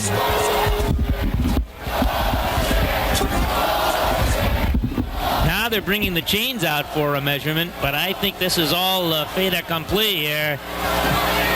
They are short by about the length of a football, so the Witches will take over, and one first down could really put this thing away for Salem High School. They have come out and played a terrific football game. And you can credit the Salem defensive line for the second half. They're just playing outstanding. Beverly desperately needing a turnover right now, deep in the Salem territory here to turn this thing around. The Witches now will have Artie Mercier at quarterback as Denny Gato is up over the ball first. He wears number 51. Chris Felton and Brad Sano are the guards. Matt Keller and Keith Schroeder are the tackles. They're in the stacked I formation again. Lombard is the first man in on the I. The give is to Horgan. Who else? And he gets about a yard before he's dropped there. Adam Page, the first one to make contact with him. Adam Page grabbing his ankle and hanging on. Brings down Matt Horgan, and Beverly desperately needs a stop right now. 4 minutes and 13 seconds and counting. They need to get the ball back. There is plenty of time if they stop Salem on this drive. They cannot allow the Witches to get more than one first down, though, because that would just about put the lights out. The ball given on a crossbuck play to Schroeder, and he gets a couple before Peter Fontaine and Nate Pelletier and Mike Ventrusky in on the stop. It'll be 3rd and about 7, I believe, for the Witches. 3rd and long, and when it's 3rd and long, you got to look out for number 16, Artie Mercier. He's so dangerous. When he drops back, he has the opportunity to run the ball or pass the ball. Justin Keating now comes in the football game for Salem, and he replaces Mike Gall. Stacked I formation. Mercier calls the signals. Right ahead to Horgan. Horgan is stopped shy of the first down by about 3 yards. No, here's Matt Amatucci, one man in there, Keating, another man in there to stop, as well as Eugene Moore. Beverly immediately calls a timeout with 3:15 remaining. And it looks like Sean Gallagher is going to elect a punt with 3:15 and give the Beverly offense another opportunity. I think he's got to, because the last time he went for the first down, he didn't get it. And especially it's 4th and long, 4th and 4, 4th and 5. He has to punt. So Beverly is going to get the ball back with 3:15 to go, Mike, but unfortunately they haven't been moving the ball like they did in the first half. Peter Harrington has called his troops over, the Beverly High School line coach, and I think there are two things he's going to have to tell these guys. If you're going to go for the block and you can't get there, don't touch the punter. All right, and make sure you don't block anybody in the back on the return. We don't want to be deep in our own territory. I think what Coach Harrington's going to do is he's not going to try to rush and block the punt. I think he's going to have a return and give his receivers an opportunity to get some positive yardage. Matt Amatucci will be the man back in single safety, it looks like. Corey Harrington normally goes back there, but has not yet. Amatucci is probably the fastest man on the team, especially when he gets to the outside. He has got some terrific moves, so he's probably the guy they want to get the football. Dan Emack is in the football game now and will kick the ball. Corey Harrington and Amatucci go back for the Panthers. Amatucci on the far side, Corey Harrington on the near side. Perfect snap. Emack gets a good kick away against the wind, and Amatucci has it belted immediately by the Salem High School defensive team. In on the stop is Ito Gonzalez, but Amatucci did well to just hold on to that football. Nice job by, there you see him, Matt Amatucci, as he trots off the field. Yeah, Matt took a vicious hit, but hung on to the football, and that's all that counts right now. That was a tough job. The wind blowing right to left, and that's in Beverly's favor. We're at 3:06 now. This is going to be a big drive for the Panthers. Harrison comes wide to the left. He's going to be guarded by Dan Emack as Shares back to pass, has Levesque over the middle, and Levesque is going to be stopped at the 46-yard line. Nice pass, the first completion for the Panthers today, first down. And that's what we've been waiting for, Mike. A guy like Joe Levesque to get in the ball game, Corey Harrington to get involved, and right now Beverly, that's a big play for Beverly. Let's watch the replay. Watch Shares fire this ball. Perfect to Levesque. Oh, and Levesque takes a shot in the back by Penn. All right, 1st and 10 for the Panthers at the 47-yard line. They give it to Eugene Moore straight ahead to the 49-yard line. Eugene just can't get it going in the second half. That offensive line is doing all they can to move the Salem defenders, but this Salem defense is tough, Mike. Oh, they are very good. Not only are they bigger than Beverly, but they are very good athletes because they're quick. I am so impressed with Adam Schroeder. And their big men are quick, too, 78 and 75. Shares back again, throws complete to Corey Harrington. He's still on his feet. He dodges Emack. He's down to the 30. Here goes Harrington down inside the 29-yard line. Corey Harrington. Oh, wow. Let's see the replay on that. Corey Harrington with a great athletic move. And, Mike, have I been preaching this all year? Give the ball to Corey Harrington. He knows what to do with it after he catches it. Have you? I have. Okay. Nice catch by Harrington. But watch his move here. And I think two Salem guys collide, and that's how nice tackle by Cuna to save the touchdown. Yeah, Frank Here comes Goldenberg to the left side. He's going to have to string this one out. Oh, and he stays in bounds. He's still on his feet. He's going to the right side. He's got a blocker in Michael Smith. He's at the 20. He's at the 15. He's at the 10. He's at the 5.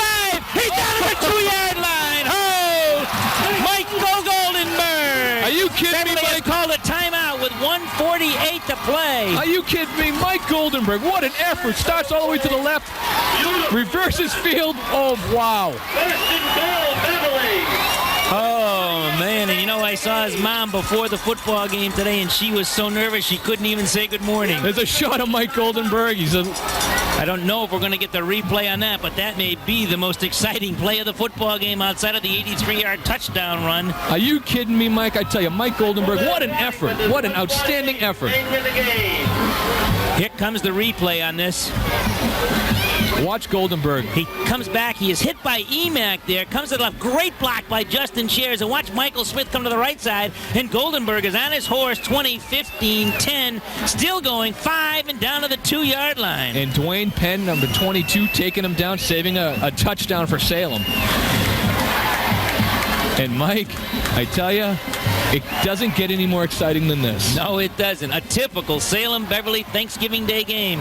Pick on the Panthers out of the huddle. They show I formation, and now the Witches want a timeout, in a smart timeout, I might add, taken by Sean Gallagher. He's got to have those big linemen catch their breath. All right, Mike, I'm going to ask you a question. If, and a big if, Beverly scores and puts 6 points on the board, what do you do? Wow. I'll personally, before you can answer, I'd go for the win. You gotta. I think you have to, too, only because you've had such a successful season, right. and you want to break the tie. Yeah. This is a big game. You want to break the tie, and I think Roger Rosinski is not a conservative guy when it comes to something like that. I think he's got to go for it. I think you're right. Plus, if I'm a player, I want an opportunity to win the football game. I mean, there is a minute and 48 left, so we may be speculating a little bit too much, but the question is gonna come up. You know what? Ara Parseghian has never been forgiven for the 10-10 tie against Michigan State, so I don't think Roger wants to be in the same book as Ara on that particular deal.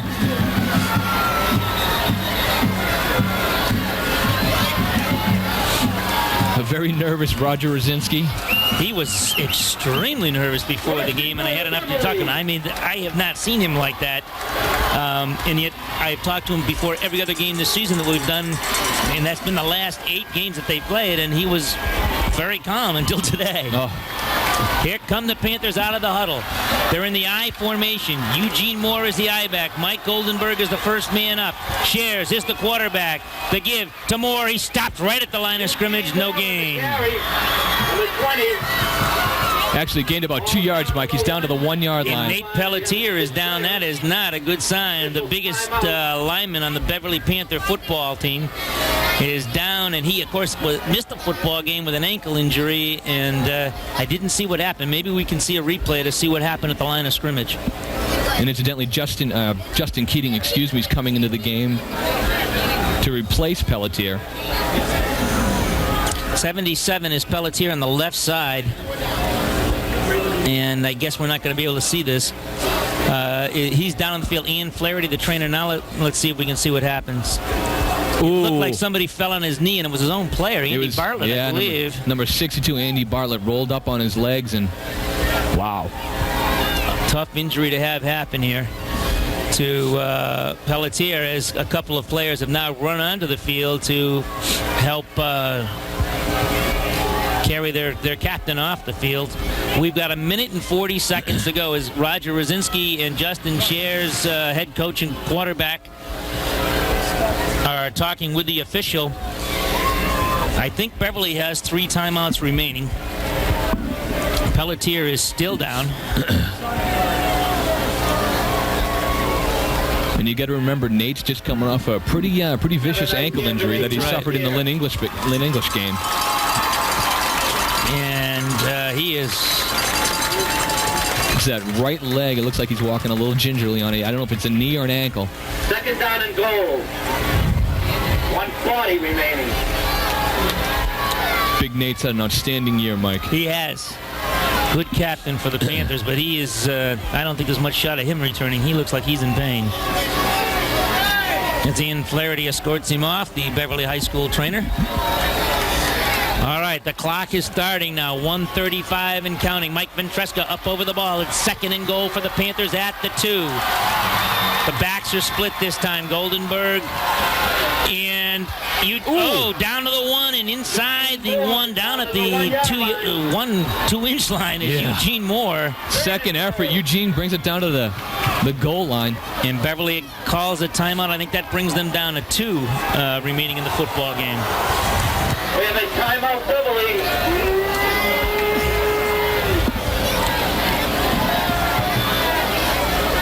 1 minute and 21 seconds to go, Mike.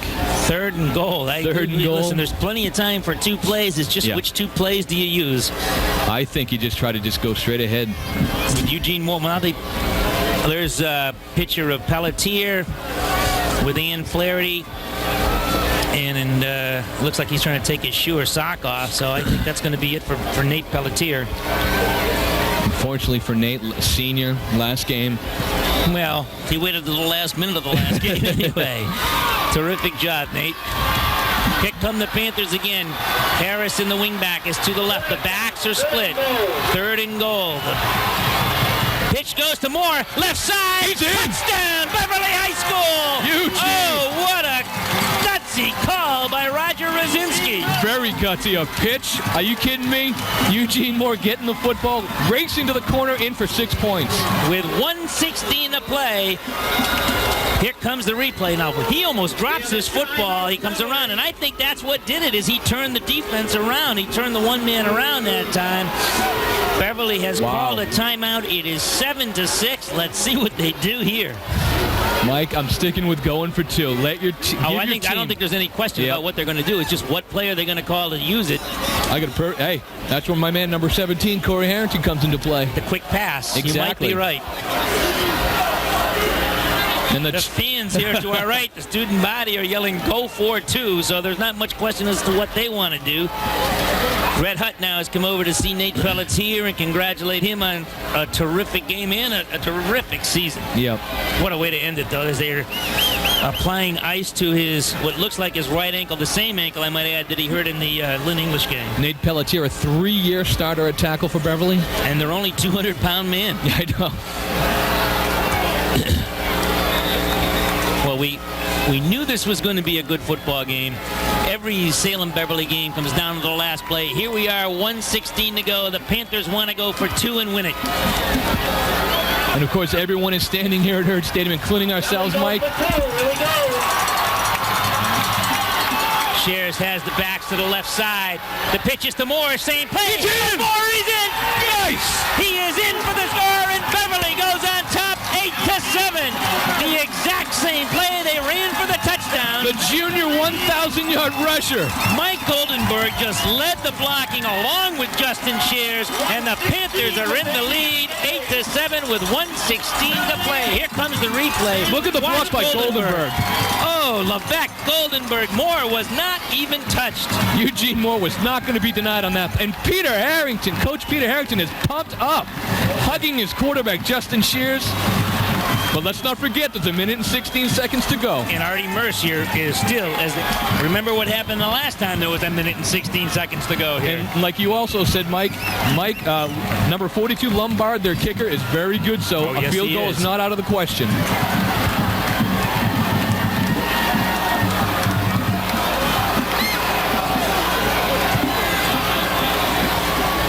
We have 1:16 to go as Casey Harrison will kick off for the Beverly Panthers. The score now is 8-7. Beverly on top.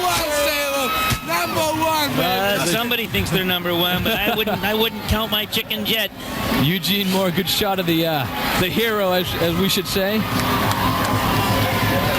Nice camera work by Dave Gelano down there, getting right into the middle of the Beverly bench. Here comes the kick by Casey Harrison, and it's a good one. Oh, and it's going to get by everybody and in the end zone and out of bounds. Great job by Casey Harrison. Oh, man, talk about clutch. You think Casey's a little pumped up, Mike? Wow.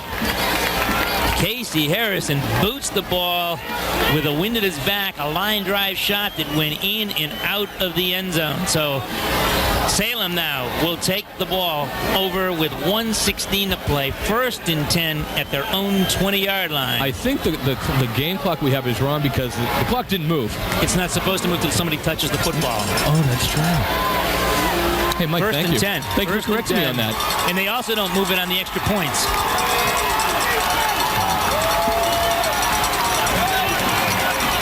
Mike, you have to forgive me. I'm a little excited right now. I had a lot of trouble telling that. 3 bottles of Valium and you're still moving, baby. All right. right, here come the Witches with 3 receivers to the right side. Mercier back to pass, looks, shovel pass. Oh, they got it to the big man Gonzalez, and Gonzalez is across the 30 to the 32. First down for Salem. 36, Eric Gonzalez. Wow, is he big and tough. And I think what you got to watch out for is Mercier's breakaway ability. Gonzalez is 210 pounds. Salem with a no-huddle, 3 receivers to the other side now, and Beverly asked for a timeout. Smart play. Yeah, well, Beverly did not have its defensive personnel that Coach Rosinski wanted to, so it forced them to take the timeout. They were trying to get Eugene Moore off the field and Nick Grine onto the field, and it just had a few mix-ups. I think Beverly now will have to have guys playing back almost in center field. I think this is going to be very, very important. And I think the man you're going to see back there is probably number 10, the quarterback, Justin Shears. There you see a good shot of the Beverly High School bench. Dave Gelano, I don't know if he's starting to call the signals down there or not, but he seems to be right in the middle of all the action in Beverly High School bench. All right, Shares, Amatucci, and probably Corey Harrington will be back. I would assume they'll leave Mike Goldenberg kind of in the middle because he's such a good tackler should something break open. The Witches now have Lombard is one of the receivers that's in the football game. Dwayne Penn is also there. He's to the left side. They have 3 receivers to the left. Mercier back to pass, being rushed, throws the ball quickly here to Gonzalez, but Nick Grine, who just came in the football game, is the man that brings him down, along with Shares and Ventresca. And they had a lot of pressure on Artie Mercier up front. Mercier, who has been used to a pretty good time here, didn't have it that time. The Witches, 3 receivers to the right. Mercier looking to throw. Does over the middle, and it's incomplete. Almost intercepted that time by Matt Amatucci. 3rd down now for Beverly. Oh, good shot of Pat Belmonte. Number 11, a little nervous, you can tell Pat is just praying that the clock gets going. 40 seconds to go. Salem has called a timeout here. So with timeout, there's 40 seconds remaining. It's 3rd down and 8. So this is a real big play for the Witches because they're not going to have time to go for the first down and go for the touchdown. They've got the ball on their own 33-yard line, and a big thanks to Casey Harrison for that kickoff that didn't allow the Witches to have a run back. And you got to remember, though, Salem needs to get the ball down to at least the 20-yard line for a decent field goal attempt. In the Salem Peabody High School game, I saw Lombard kick a 35-yard field goal, so he has got a leg. I mean, his leg is as strong as Casey Harrison's. So basically, what Beverly has to do is treat the 25-yard line as the goal line. Basically, they got to keep them beyond that. That's correct.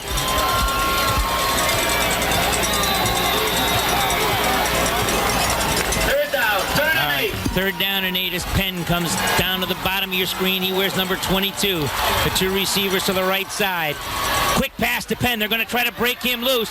He's got to beat Corey Harrington, and he gets out of bounds at the 41-yard line. Oh, I don't know if he even got the first down, Mike. That's going to be close. Well, I think that's what they were going for. A nice play. Penn is obviously very athletic and quick.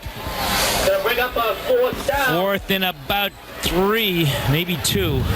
Let's just see where they mark the foot. The 4th and 1 now as they put the ball at the 41-yard line. Ball's on the Salem 40-yard line. 4th and 1. Mercier, maybe a quarterback sneak. No, he's back to pass. Oh! He comes to the right side. Michael Smith can't get him. Mercier still on his feet. He's already scored 1 touchdown, and he gets down to the 45-yard line. First down, Salem. 25 seconds remaining, but that ate up a lot of clock. It'll be first down for the Witches. 5-yard line.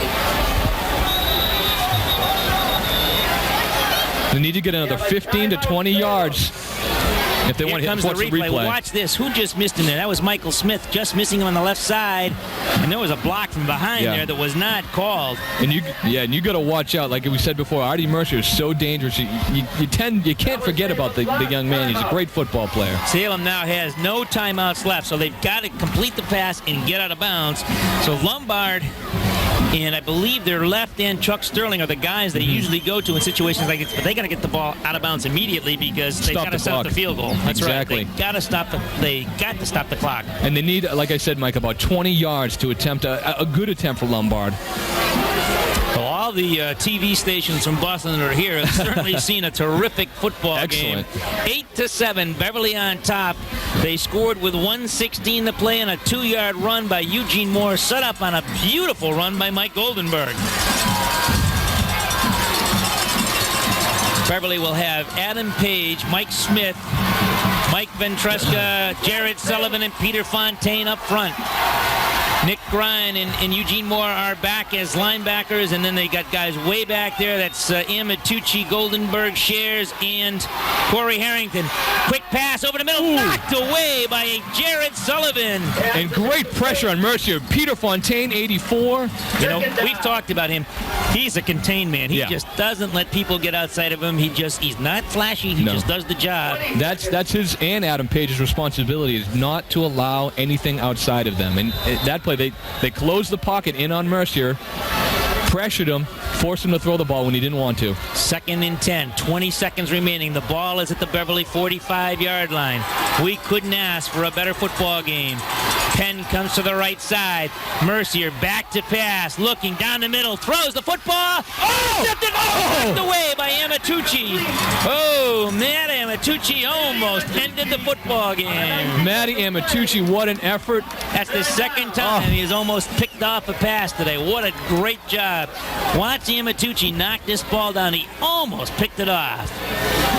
The pass was just a little bit too high for the receiver, and Amatucci, cutting right in front of the second receiver, almost picked it away. They were going for Sterling. The problem is with the ball in the middle of the field, you know, they're going to have to get down there and down the ball immediately, or snap the ball to get in field goal position.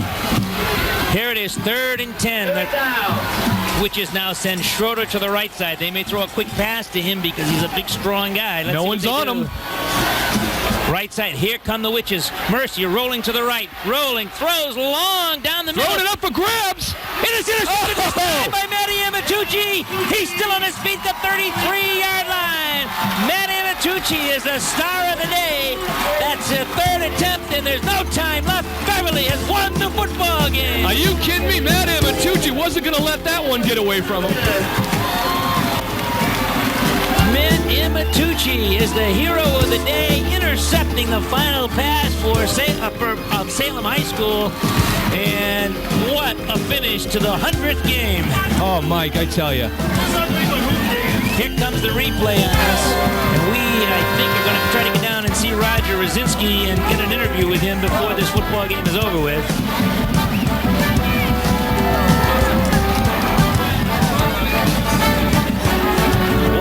Amatucci, what a terrific clutch play by the senior defensive back. Oh, what an exciting time. What an exciting game, Mike. You couldn't have asked for anything more exciting than this, and what a terrific job by Beverly High School. Down from the middle of the second half on, power went out of this game. We had no power for the entire second quarter and part of the third, and Beverly High School has eked out an 8-7 victory over the Witches of Salem as the teams are lining up, and there's Roger Rosinski shaking hands.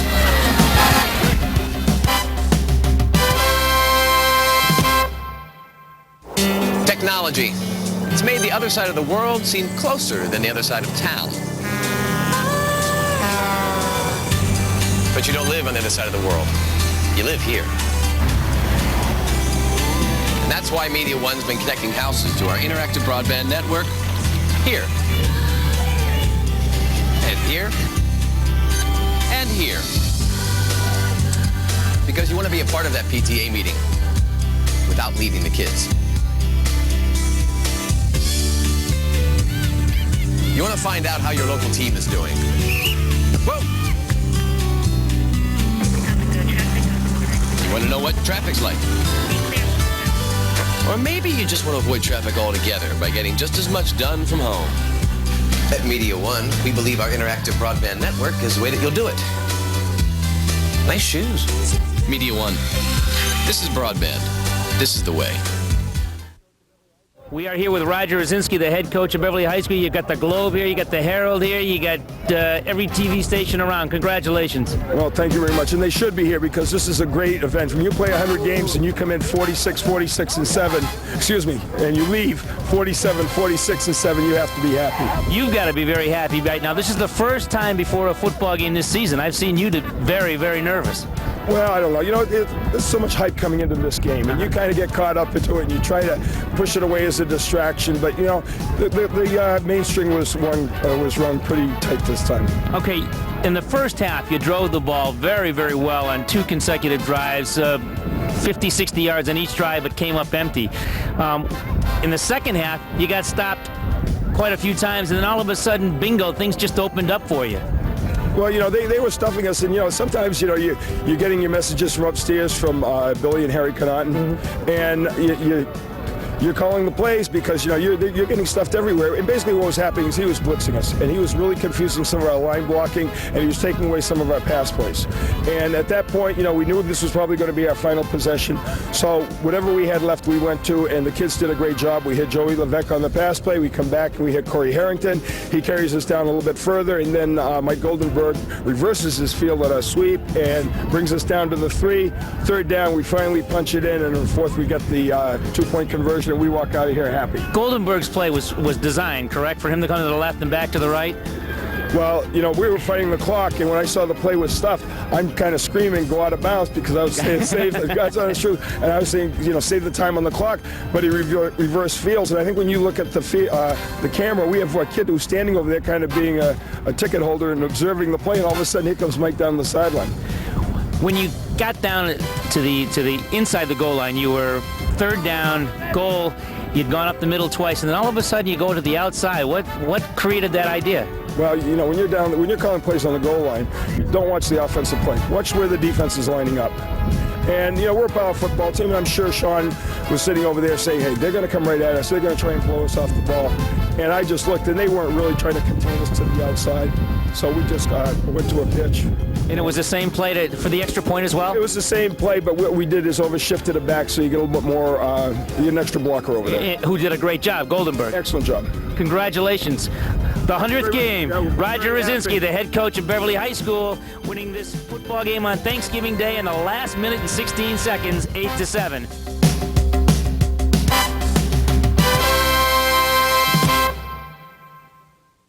Happy birthday, Shriners Hospitals. For 75 years, you've offered some of the best medical treatment available to children with problems of the bones, joints, or muscles. And for 75 years, you've been charging the same price. Nothing. So for all the children you've helped to heal, and for all the smiles you brought them, we salute you. You deserve to have your cake and eat it too. If you know a child the Shriners might be able to help, call for more information. Shriners Hospitals, helping kids for 75 years. You got to feel good for these Beverly seniors. Yeah, I think really Roger Rosinski is going to get the old bucket treatment in just a second. If we can watch number 55. There he goes. Oh, they gave it to Peter Harrington. I don't think Peter Harrington is going to mind. And Peter Harrington, a former Salem player, could not be more happier today for his Beverly team. No, this was a terrific game. Every single year these two teams meet, something exciting happens, and we, as we had the opportunity and privilege here to broadcast a 100th game, could not have asked for a better finish. And Mike, it didn't look good for the Panthers in the second half. They couldn't move the football. One play killed them in the first half. The one play killed Salem in that second half, and that was Mike Goldenberg's a run after he was literally stopped coming around the left-hand side, and he broke to the right, and that was the killer. And I tell you, the Beverly football team cannot be any happier right now.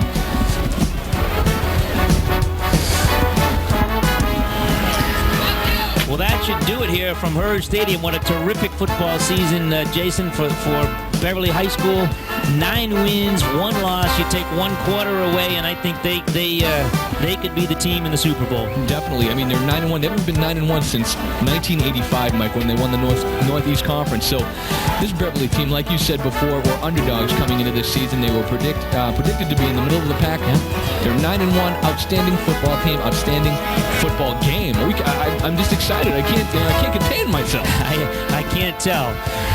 It was, as it was billed, I think the 100th game is as exciting as we could have ever asked for. The final score here, as we compliment our camera crew, through power, without power, or operating on batteries, operating on a generator, Steve Pike, Tom Blazer, and on the field, Dave Gelano. Our production assistants, Jacob Pike and Mike Gelano.